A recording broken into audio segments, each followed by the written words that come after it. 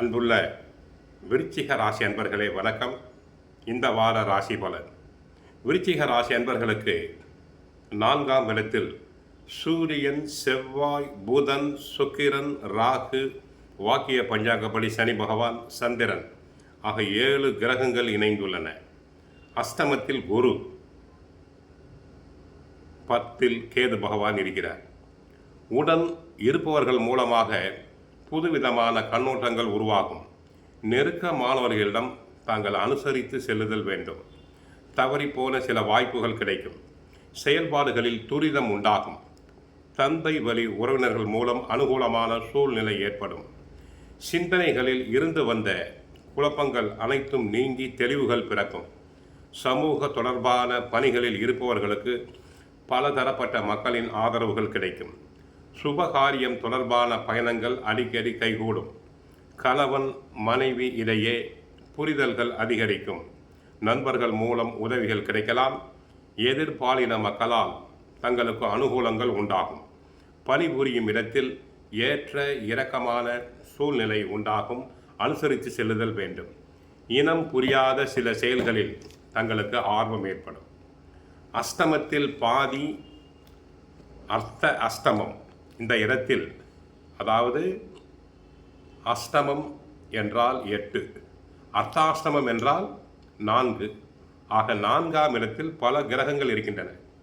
சுகஸ்தானம் பாதிக்கப்பட்டதால் சுகம் முழுவதுமாக பாதிக்கப்பட்டது என்று தாங்கள் கவலைப்பட வேண்டாம்.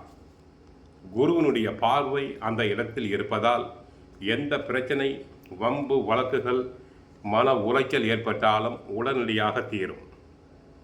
நிதானம் இல்லாமல் இருந்தால் கஷ்டங்களும், நிதானத்தோடு அழகினால் பிரச்சனைகள் அனைத்தும் மறையும் என்பதையே இந்த கிரக நிலைகள் காட்டுகின்றன.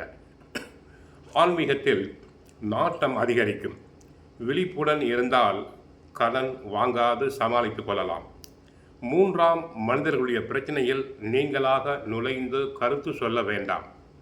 பெரும்பாலும் அடுத்தவர் விஷயங்களில் மூக்கை நுழைத்தல் கூடாது. தானுண்டு தன் வேலையுண்டு என்று இருத்தல் வேண்டும். பிறருக்கு உதவி செய்ய போய் உபத்திரவத்தில் மாட்டிக்கொள்வீர்கள். யாருக்கும் கடன் கொடுக்கக்கூடாது, கடன் வாங்குதலும் கூடாது, பிறருக்கு ஜாமீன் தரக்கூடாது. வேலை செய்யும் இடத்தில் மிகுந்த பொறுமை தேவை. தங்களுடைய புகழுக்கு களங்கம் ஏற்படலாம். நன்றாக உழைத்தாலும் கெட்ட பெயர் வரும். மேல் அதிகாரியுடன் இணக்கமான உறவை பின்பற்ற வேண்டும். பத்திர பதிவுகளில் கவனம் செலுத்துதல் வேண்டும்.